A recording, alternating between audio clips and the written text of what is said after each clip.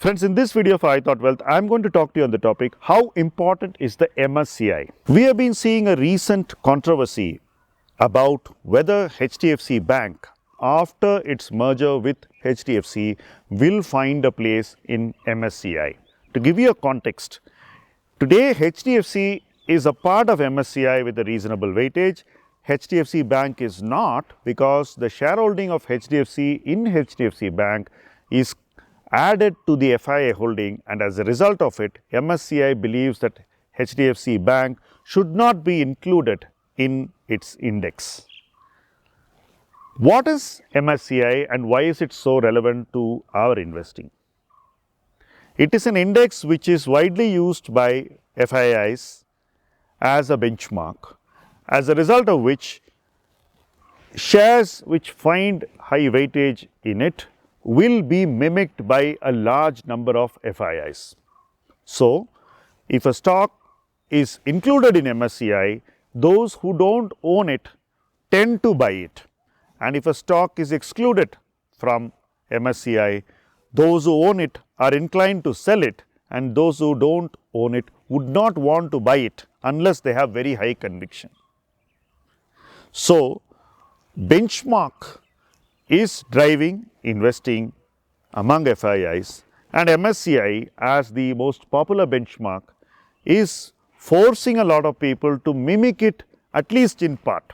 So, people create portfolios which only vary marginally from MSCI, and those variations are only in stocks where they carry higher conviction. The hope is that higher conviction will deliver superior investment returns, which will be looking favorable to the benchmark in performance. Now, how does this affect individual investors like you and me? I believe it should not. As a matter of fact, throughout my investing career, I have never bothered about benchmarks. What is important is you create the portfolio which you really like, where your conviction is high, and you keep on improving the quality of that portfolio and the position sizing of your high conviction investments within that portfolio. If you do this, in my experience, you don't have to worry about the benchmark. Now, this naturally takes some time. You cannot overnight create a portfolio that will beat all benchmarks. I know some have managed to do that, but a lot of such outperformance comes from things that happen outside of the investing, like creating momentum through messaging, creating a lot of hype, and making use of float mopping to ensure that the prices move up. Now, those are all market maneuvers which cause immediate outperformance. Buying illiquid stocks is an old market rope trick, and that will again help you beat indices or benchmarks very quickly. Now, I don't believe in all this because these are not scalable, and as a professional investor and as an individual investor, I personally believe that these things don't help us become better investors over the long run. So, investing in stocks which are very liquid or reasonably liquid, buying them over long periods of time without affecting the liquidity and the stock price, without creating price impact, is what I believe should be done, and this should be done in a way in which you improve your portfolio and improve the quality of your bets and the size of the better conviction bets. If you do all this, you would certainly beat any benchmark, MSCI or your local NSE indices or your BIC indices.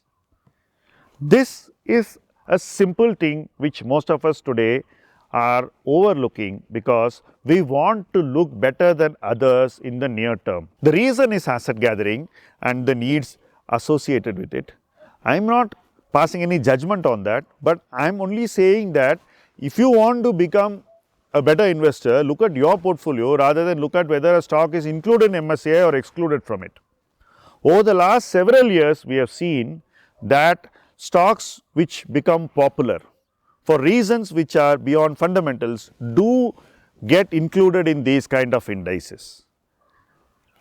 IPOs which come with a lot of hype but with very limited substance to back it thereafter, find immediate acceptance into these indices. So, let the foreign investors buy them if they like, but as an Indian investor driven by bottom up conviction, I believe that we do not need to do the same thing. We do not need to mimic them, because our investment needs are mainly to create alpha and not to create beta. So, those who want to create plain alpha, great returns over the long term, do not need to worry about whether a stock gets into MSCI or is excluded from it. MSCI has its own equation and it has its own reasons for which it brings a stock in or takes a stock out.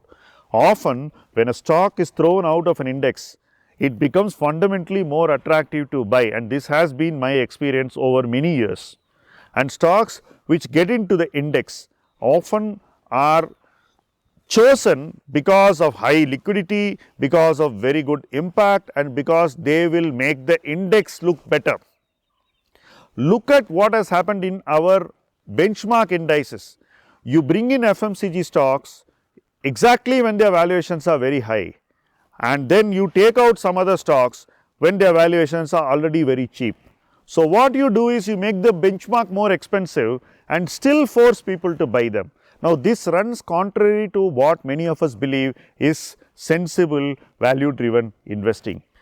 Ironically, these companies which are brought into the index fail to perform over the next 3-4 years and get slowly excluded one by one from the index, making way for the newbies who look heroes in the near term. So, there is a lot of recency bias which control index inclusions, and there is a lot of recency bias which lead to index exclusions as well.